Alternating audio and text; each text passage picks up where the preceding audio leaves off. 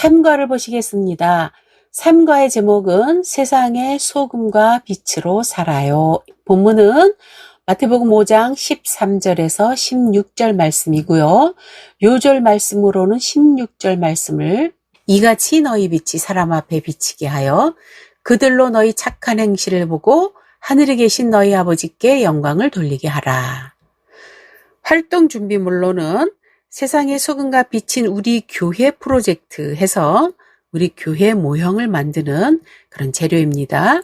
색지를 사용하셔도 좋고요. 조금 튼튼하게 입체적으로 만든다면 하드보드지 아니면 좀 두꺼운 모조지 이런 것들을 사용하시고 필기도구와 풀과 가위가 있으면 되겠습니다. 학습 목표는 첫 번째로 인지적인 측면에서 하나님 백성이 세상의 소금과 빛이라는 것을 안다. 두 번째, 우리 적용 목표인데요. 세상의 소금과 빛의 모습으로 살아가기를 결단한다. 삼가의 도입 부분은 무엇이 필요할까요? 간단히 그려 넣어 보세요. 이렇게 질문으로 시작합니다. 삼가에서 다룰 내용은 하나님 백성이 이 세상 가운데 어떤 모습이어야 되는가? 하나님은 하나님의 백성을 왜 이 세상에 두셨을까 하는 그 목적에 대해서 배우는 과입니다. 예수님은 하나님 백성의 존재의 의미를 소금과 빛에 비유해서 가르쳐 주셨습니다. 주어진 그림은 첫 번째, 간이 되어 있지 않은 요리를 파스타 재료가 접시에 담겨 있는 사진으로 나와 있습니다. 이것이 요리가 되기 위해선 뭐가 있어야 될까? 아이들에게 자유롭게 생각해서 옆에 그려보게 하면 좋습니다. 밑에 있는 그림은 이제 캄캄한 밤에 방향을 알 수 없는 그런 배의 모습을 표현한 것입니다. 여기도 필요한 것이 무엇인가 그려넣게 합니다. 아이들에게. 그래서 요리에는 아마도 양념에 관계된 것들이 나오겠죠. 그 다음에 배 그림에는 아마 등대 같은 빛과 관계된 것들이 나오면 되겠습니다. 어떤 것도 다 맞습니다. 불필요한 논쟁의 시간이 되지 않도록 그래 여기에는 이게 필요하겠지. 이렇게 모든 사물에 용도가 있고 또 생물체에는 존재의 목적을 가진다는 사실을 우리가 이제 확인하는 목적이기 때문에 자유롭게 아이들의 의견을 존중하는 가운데 다양성 있게 융통성 있게 그렇게 간단히 넘어가면 되겠습니다. 그렇다면 하나님이 우리 즉 교회를 세상 가운데 존재하게 하신 목적은 무엇인가에 대해서 관심을 갖게 하면서 본 주제로 들어갑니다. 하나님은 무엇을 위해 우리를 이 세상에 두셨을까? 본과에서 하나님의 백성이 이 세상에 꼭 필요한 이유에 대해서 배운다는 사실을 소개하면서 본문으로 갑니다. 전기에서는 하나님 백성은 세상의 소금과 빛이란 제목으로 두 페이지를 펼쳐서 내용 전부를 한번 요약해 보았습니다. 팔복의 말씀으로 이제 하나님 백성이 누구인가? 하나님 백성은 어떻게 자라가야 되는가를 가르쳐 주신 예수님이 이제 그 하나님 백성이 이 세상 가운데에서 어떤 의미가 있는가 하는 것들에 대해서 가르쳐 주셨습니다. 예수님이 사용하신 세상의 소금과 빛이라는 그 비유를 중심으로 해서 하나님 백성의 존재 목적에 대해서 배우는 그런 부분입니다. 이 주제와 연관된 예시로는 다니엘을 가져왔습니다. 여기에서는 먼저 본문을 배우고 그 본문에 관계돼서 다니엘 얘기 속에서 한번 적용해 보는 것입니다. 삼가의 본문은 크게 두 가지로 나누어서 좌측에서는 너희는 세상의 소금이다에 대해서 우측에서는 너희는 세상의 빛이다에 대해서 배웁니다. 먼저 너희는 세상의 소금이라는 말씀에 대해서 이제 배워보기로 하겠습니다. 예수님이 우리를 세상의 소금이라고 말씀하셨습니다. 소금이 하는 일은 무엇인가요? 이렇게 마태복음 5장 13절에서 찾아보게 합니다. 우리 아이들이 잘 알고 있는 것처럼 소금 썩는 것을 방지하죠. 부패를 방지하고 소금 짠맛을 해서 음식의 맛을 돋구는 그 두 가지 일을 합니다. 부패를 방지한다, 음식의 맛을 낸다. 그러면 그 소금이 맛을 잃는다면 어떻게 될까요? 13절 말씀을 보면 소금이 만일 그 맛을 잃으면 무엇으로 짜게 하리요? 후에는 아무 쓸데없어 다만 밖에 버려져 사람에게 밟힐 뿐이니라. 이렇게 버려지는 거죠. 예수님이 이렇게 하나님의 백성을 세상의 소금에 비유한 이유는 무엇일까요?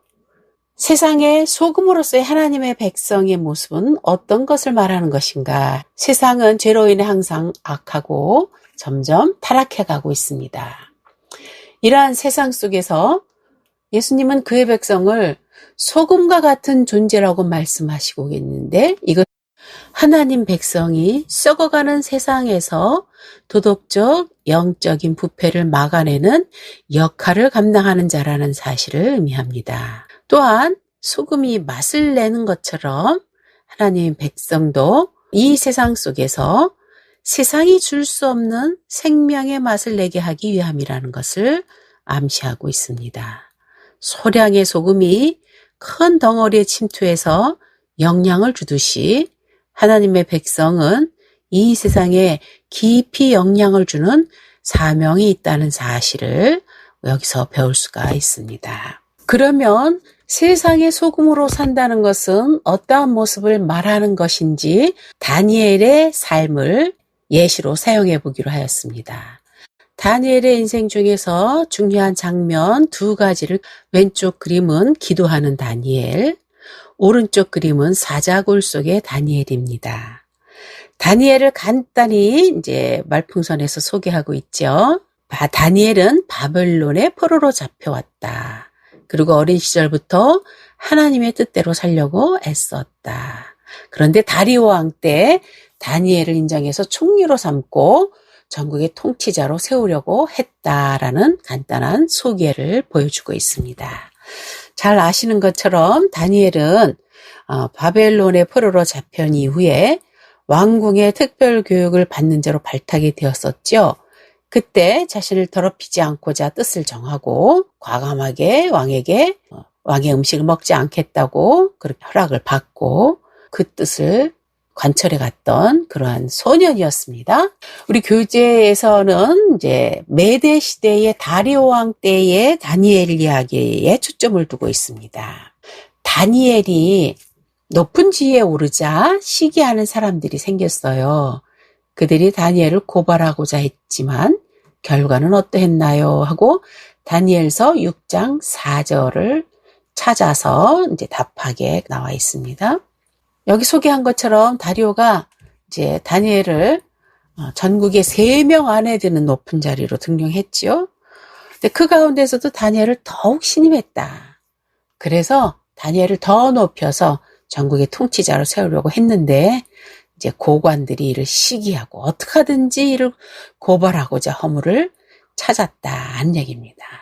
다니엘서 6장 4절에 보니까 아무런 잘못을 찾을 수 없었다. 여기서 그칠 그들이 아니지요. 그들이 또다시 다니엘을 죽이려고 만든 법은 무엇인가요? 다니엘서 6장 7절에서 찾아봅니다. 자, 고관들이 다시 다니엘을 죽일 계략으로 이제 제시했던 것을 찾아보는 건데 30일 동안 왕 외의 대상에게 기도하면 사자굴에 던져 넣는다. 이런 법을 세우게 하죠. 왜냐하면 다니엘은 매일매일 기도하는 사람이었다는 것을 알았기 때문입니다. 다니엘은 어떻게 했습니까? 이러한 금령이 내렸음에도 불구하고 다니엘은 어떻게 했나?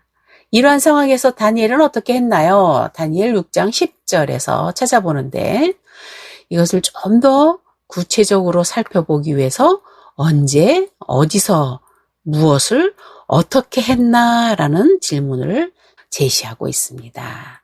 각각 한번 찾아보면 그럼에도 불구하고 다니엘은 늘 하던 대로죠. 늘 하던 대로 하루에 3번씩 어디서? 자기 집의 윗방에서 무엇을? 하나님께 기도를. 어떻게? 예루살렘을 향해 무릎을 꿇고 이 기도하는 행위가 사자굴에 던지는 결과로 이어진다는 것을 알고 있음에도 불구하고 다니엘은 그것을 그치지 않았다는 얘기죠. 타락한 세상은 하나님의 뜻을 거슬러서 움직이려고 하지요. 그러나 하나님의 백성은 세상의 흐름을 따라가지 않고 하나님의 뜻을 따라간다 하는 얘기입니다. 이 모습을 우리는 다니엘에게서 찾아볼 수 있다는 얘기죠. 정리문장을 통해 다니엘처럼 하나님의 백성은 세상의 부패를 막아내고 하나님 나라의 맛을 보여주는 소금과 같은 존재다 하는 것입니다. 왼쪽에서 다니엘의 인생 속에서 세상의 흐름을 따라가지 않고 하나님의 뜻을 분별해서 순종해가는 다윗. 이로 말미암아 이제 하나님 나라의 맛을 보여주는 그런 모습으로 이제 드러나게 되겠죠. 이제 오른쪽에서 또 다른 비유의 말씀, 너희는 세상의 빛이다 라는 말씀을 살펴보도록 하겠습니다. 예수님이 우리를 세상의 빛으로 비유하셨어요. 빛의 역할은 무엇인가요? 하고 마태복음 5장 14절 15절에서 찾게 있습니다. 우리가 앞서 도입 부분에서 살펴본 그림처럼 캄캄한 밤에 배가 안전하게 귀향하기 위해서는 등대의 불빛이 필요하듯이 어두운 이 세상에도 빛이 있어야 합니다. 세상이 어둡다는 것은 인생의 참 목적을 알지 못하고 구원의 길을 알지 못한다는 뜻으로 이해할 수 있습니다. 이런 세상에서 하나님 백성은 인생의 참 목적을 보여주고 또 그 구원의 길로 안내하는 그런 역할을 하는 빛과 같은 존재라는 사실을 우리가 아이들과 함께 생각해 보아야 할 것입니다. 하나님 백성이 세상에 빛인 이유는 사실은 세상의 빛이신 그리스도 때문이죠. 주님을 따르는 자는 어둠에 행하지 아니하고 생명의 빛을 얻은 자라고 말씀을 하셨습니다. 예수님은 이 빛의 역할을 두 가지로 소개하고 계십니다. 하나는 14절 말씀에서 찾아볼 수 있는데요. 멀리서도 보이게 해서 목적지가 어디인지를 알려주는 역할입니다. 또 하나는 15절에서 찾아볼 수 있는데요. 발 앞을 비추는 역할을 해서 목적지까지 인도하는 역할이다. 이렇게 이해해 볼 수 있습니다. 그래서 우리가 여기서 빛의 역할은 무엇인가요? 아이들이 간단하고 쉽게 밝게 보이게 해줘요. 이렇게 해도 저학년들은 맞는데 또 좀 더 구체적으로 이제 알려줄 만큼 아이들이라면 멀리서도 목적지를 보여준다. 발 앞을 비추어 길을 안내한다. 이렇게 구체적으로 알려주는 것도 좋겠다는 생각이 듭니다. 하나님의 백성은 어두운 세상 가운데 살면서도 영원한 생명의 나라가 있다는 것을 알려주죠. 그리고 또 그 구원의 길을 먼저 걷는 자로서 또 뒤에 오는 자들의 안내자 역할을 감당하고 있는 것입니다. 이런 존재가 바로 하나님 백성이다. 그래서 우리가 목적지가 어디인가? 또 그 목적지를 향해서 먼저 걷는 자로서의 뒤에 오는 자에게 안내자 역할을 하는 그런 의미에서 우리는 세상의 빛이다. 이렇게 볼 수 있습니다. 두 번째 문제예요. 등불을 켜서 그릇으로 덮어둔다면 어떻게 될까요? 그럼 빛이 빛의 역할을 하지 못한 상태이겠죠? 어두움은 물러가지 않을 것입니다.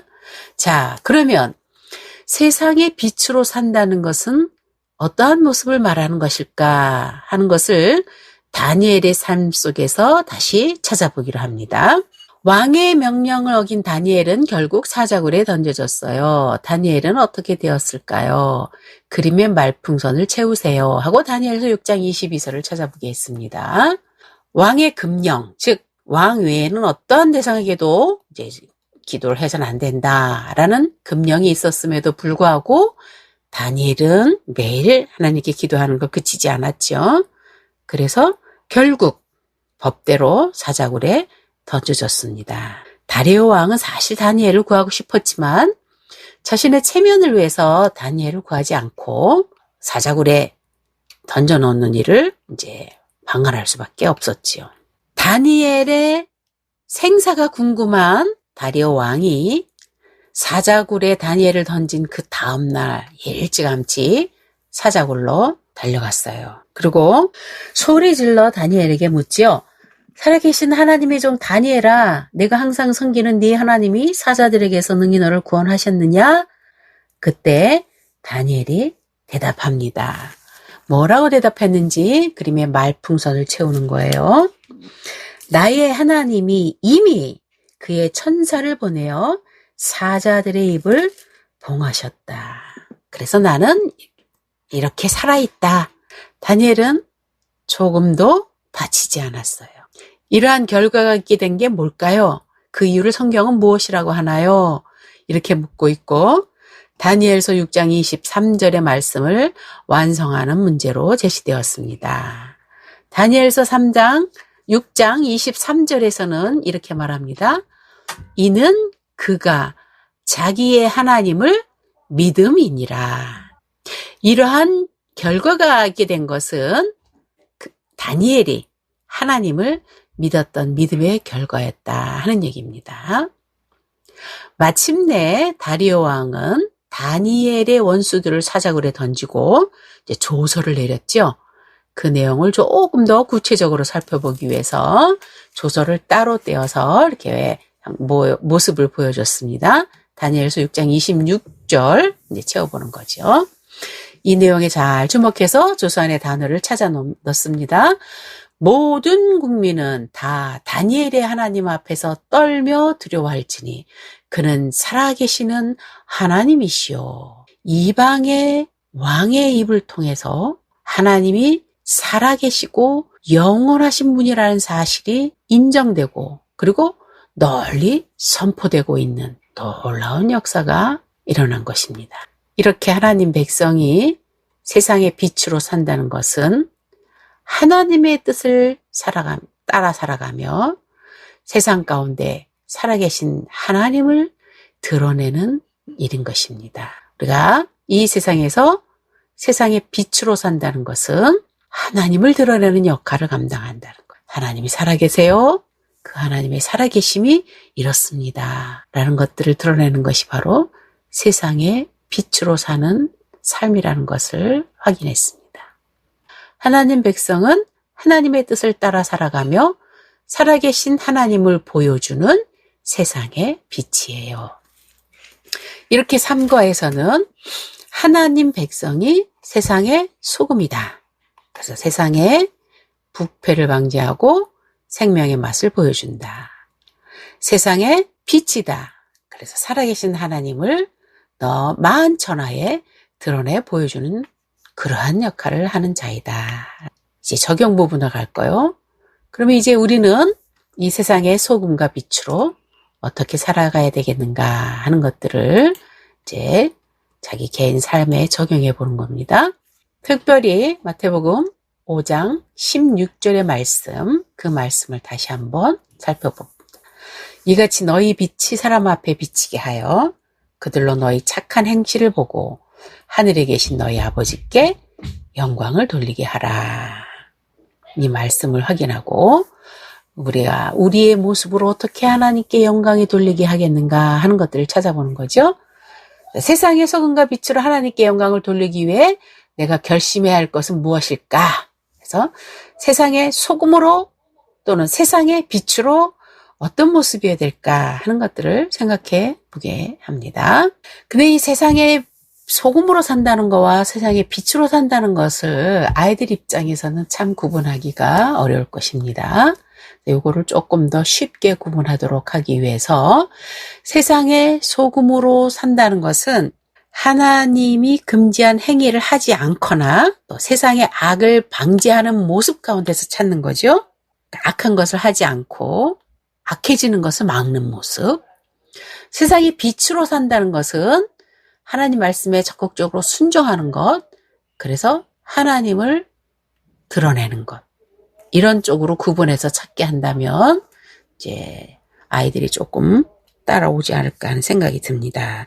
이것도 저것도 구분하기가 어려운 대상이 있다면 두 개가 합쳐져서 그렇게 나오는 대답을 해도 선생님들은 그 모든 아이들의 개인적인 결심들에 대해서 긍정적인 지지를 해주시면 좋겠습니다. 격려해 주시면 좋겠어요. 자, 한번 예를 생각해 볼까요? 세상에 소금으로 산다는 것은 장난으로라도 욕하거나 놀리는 행동을 하지 않겠다. 또 그렇게 하는 친구들에게 그러지 말자고 하겠다. 이런 쪽의 생각은 어떨지요?